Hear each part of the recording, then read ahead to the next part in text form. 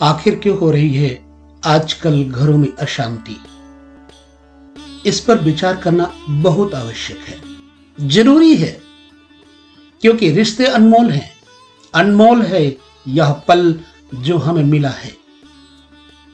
83,999,000 बार हम भटके हैं अनेक योनियों में, और उसके बाद मिला है यह मनुष्य शरीर।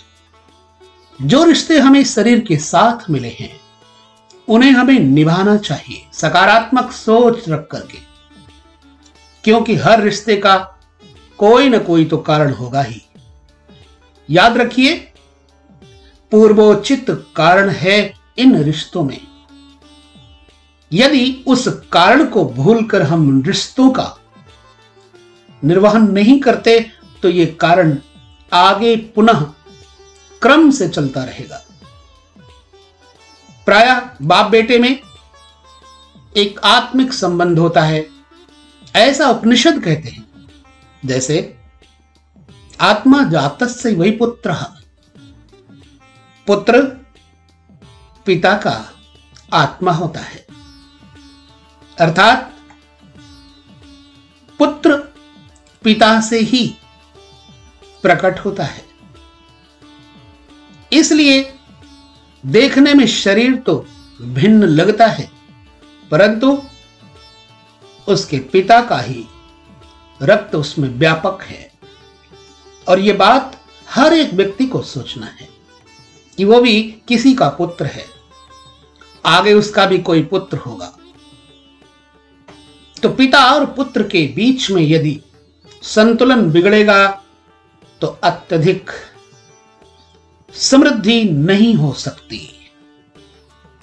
फिर चाहे वो योग, जप, तप, यज्ञ, ध्यान, दान, तीर्थों का भ्रमण, भागवत पूजा पाठ इत्यादि कितना ही क्यों न किया जाए, क्यों न कितना ही तीर्थों में भ्रमण कर लिया जाए, पर जब तक मन की अशांति नहीं जाएगी तब तक वो सब व्यर्थ है।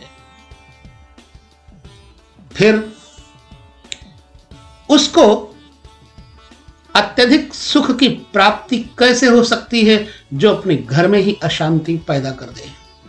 आजकल हम देखते हैं भाई भाई के प्रति नकारात्मक सोच रखता है, बाप बेटे के प्रति, बेटा बाप के प्रति। समाज में एक ऐसा प्रदूषण फैलता जा रहा है जिसके कारण हर आदमी सिर्फ अपने स्वार्थ की सोचता है। पत्नी सोचती है कि पिता के घर से निकली हैं, पति के घर गई हूं तो पति से मेरा स्वार्थ है।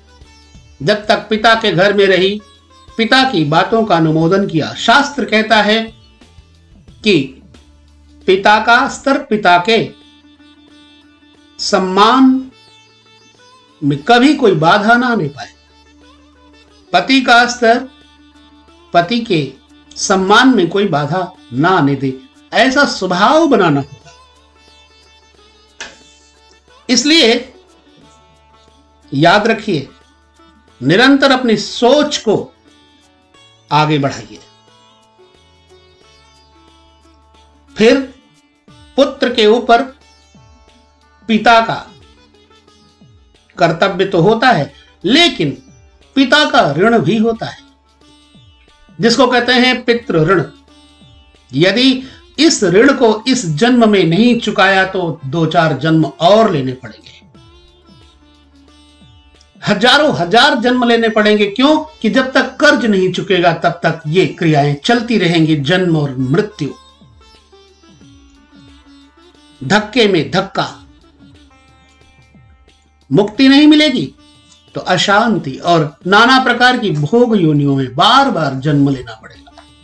इसलिए साधना के लिए, ध्यान के लिए यह चिंतन बहुत आवश्यक है। अतः प्राप्त परिस्थिति में सामंजस्य बैठाए और पिता के कहे हुए वचनों का पालन अवश्य करें, क्योंकि मानस में लिखा है कि माता पिता गुरु प्रभु की बाणी बिनहि विचार करिया शुभ जानी।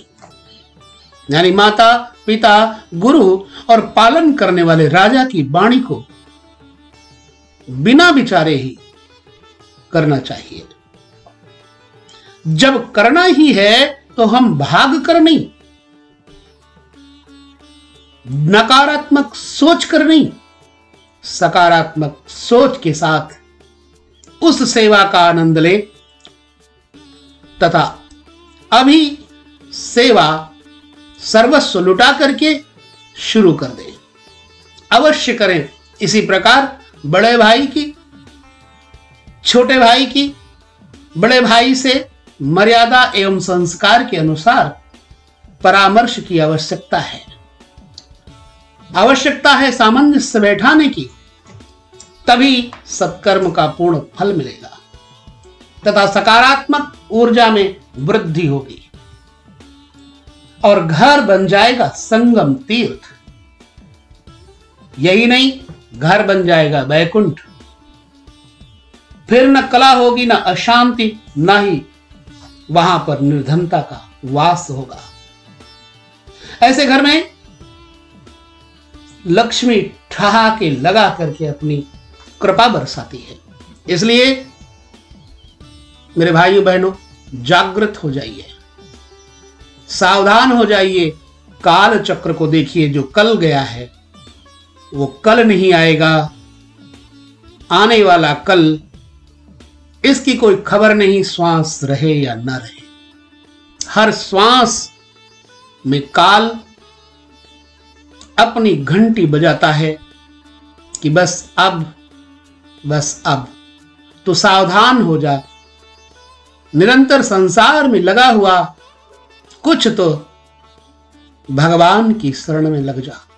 भगवान की शरण में वही लग सकता है जो अंदर से शांत है।